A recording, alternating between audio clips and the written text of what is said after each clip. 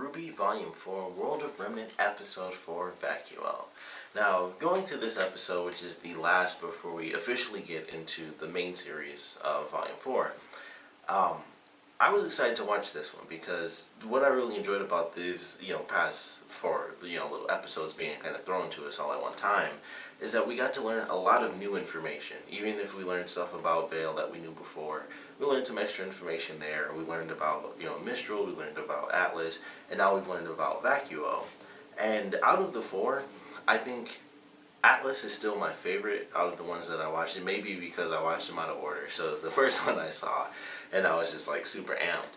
But I also really enjoyed the story for that one because although I really like Vacuo's and also like Mistral's, I liked all the stories. But I think despite what we learned for Vacuo, I still feel like the story of Atlas was a little bit stronger to me. They kind of had this similar story where it's like, this is what happened, and then things, the Great War pretty much kind of changed things, and so that's how what once was is totally different. But in the case of Vacuo, it's like those people, for the most part, I would assume a lot of those people were completely just killed off because they were living in paradise. So it was like, let's just hang out and play around. And when, the other kingdoms kind of came in for their resources, they show that these characters are almost, they have like primitive weapons. They were still using like bows and arrows and stuff like that. And there's people coming in with Gatling guns and stuff. So of course they lost because they were living in a place where, based on, what they say, it wasn't just that other people weren't coming for them, but it seemed that even Grimm just couldn't get past, just the natural terrain of the land and the desert and stuff. So I thought that was actually very interesting. I was surprised because I'm like, scorpions thrive in the desert. You think they'd really be screwed with all those Deathstalkers around. But I just thought that was interesting, their story of how they just lived in a paradise. They lived in like the perfect location. And over time, as the other kingdoms developed, they didn't. They just had a great life, generation after generation. It was just like, this is life. It's easy. We make this. We hang out. We play. We lay in hammocks and drink. And then those people were destroyed, or at least, a big chunk of those people were destroyed. And over time, this paradise became the exact opposite. It went from this amazing, beautiful oasis to pure industry. And that's why this one, it's very interesting to watch.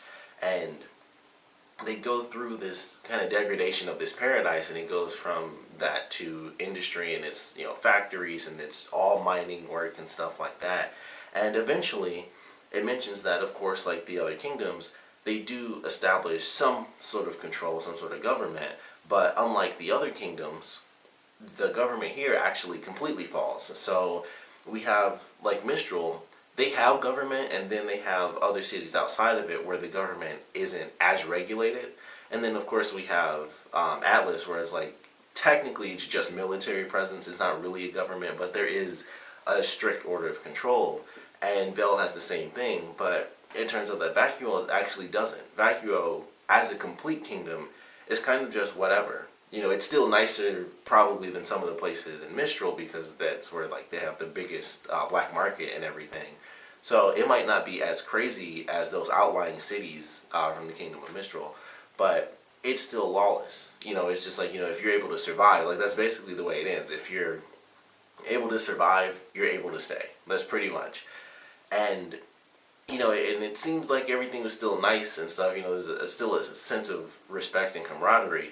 But it is still lawless, and I thought that was interesting. And they mention Ozpin, where he says like that place is almost a pure example of mankind just working together. Like it's just been chaotic. The history is insane, but even without a government, the only real sense of order is the school. Even with just that, it still manages to work. It's still people just being like, you know what? I don't want to do anything bad. I just want this to work. I want my life to work. Don't want to cause any real chaos or anything. So that's just how it is. But they do have a really interesting history with just this, this change over time from what it once was, this paradise, to it becoming such an industrialized complex, really. So I thought that was interesting. But I still did, personally speaking, I still enjoyed Atlas's story a little bit more just because it had a lot of economical stuff going on with it, where like these people were some of the ones, like the first people that showed up, the first thing I thought of was Atlas, even though they would probably be the furthest away.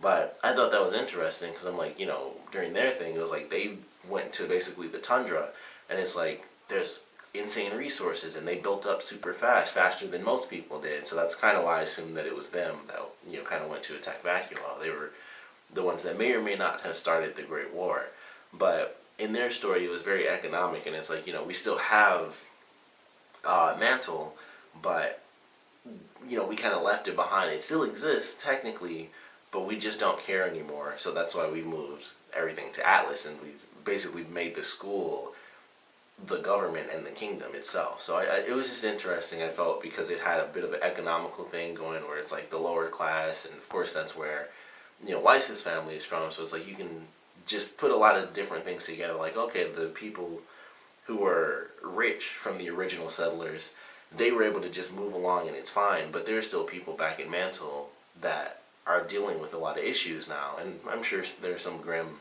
here and there.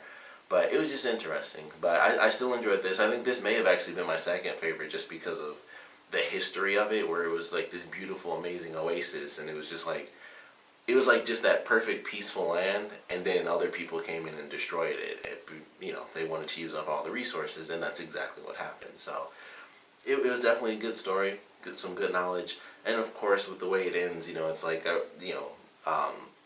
Crow was talking about how they wish they had Ozpin, or he wishes everyone had Ozpin right now. But I'm excited. It was a cool way to end it.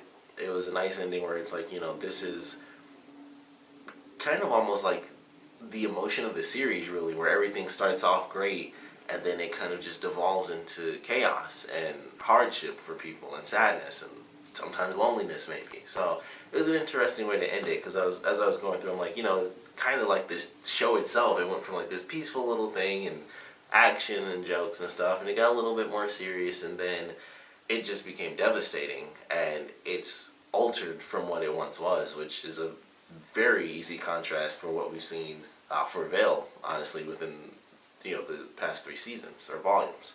So it was a really cool way to end it, and I thought it was a nice connection point. And that's probably why they saved it, because it had the greatest connection of, oh, it started off like this and it was nice, and it, knew certain things, but it was simple. Like, those people, they did have weapons, when they were first invaded, and it was simple, and it just continues, and it gets darker, and then it's just devastating, and it's not what it was before. It was this beautiful thing, and now it's just so dark, and it's so different, but still enjoyable as far as the series is concerned. Might be a little different for the people of Vacuo, but I like this one. I thought it had a good connection to the actual story of the series. Of course, any new information is always amazing, because I'm assuming they're going to be going all over the place because the girls are split up. So that's honestly one of my favorite things about this volume, is that the girls are split up. So we're going to get to see more of the different kingdoms. We'll see all the kingdoms. I'm sure at some point, maybe towards the end of the volume, we'll get to go to like the Dragon Land, or whatever the deal is with that place. I'm sure that might be where Salem is. So we'll just have to wait on all of that. But I'm very excited, of course, for the main series to start up again. Of course, definitely want to know what you guys thought about this episode, so please comment below. Let me know your favorite parts, your least favorite parts. And of course, we've had 4 episodes pretty much in a row leading up to the premiere, which is going to be happening tomorrow. Unfortunately, I think I have to wait like a couple more days because I don't have like the first thing or whatever. I just have a normal account. But I definitely want to know which World of Remnant episode was your favorite from this collection about the 4 kingdoms. Like I said, for me personally, based on the story and just kind of the economical thing, and just how we have such a connection with Weiss and her family. It's like I can just imagine how all that stuff played out, where the richest families were like, you know what, let's leave and build around the kingdom, and then the poorer families, who may have been okay because all the rich families were in town, once all the rich people left, it like destroyed businesses and little, just economical stuff like that. So I can imagine how all of that played out. So I think that might be why it's my favorite, because I can see how it would have played out. And they talk about how, like with Vacuo, they're still in Vacuo. It just changed. But with Atlas and Mantle, Mantle is still there, but it didn't become Atlas. Atlas is its own place, and it kind of just cast a shadow over Mantle, where now people just don't care about it. So it's still a different story from Vacuo, where it was once this, but now it's this. Mantle was once this thing, and now it's nothing, and Atlas is the new thing. So it's a bit of a different sort of sadness to me, I guess, and that's why I like that. I appreciate that story a lot more. But definitely want to know your favorites out of these four. Of course, definitely want to know what you guys thought about this episode in general, and what you guys are looking forward to from Volume 4. So please comment below, let me know, and thanks for watching.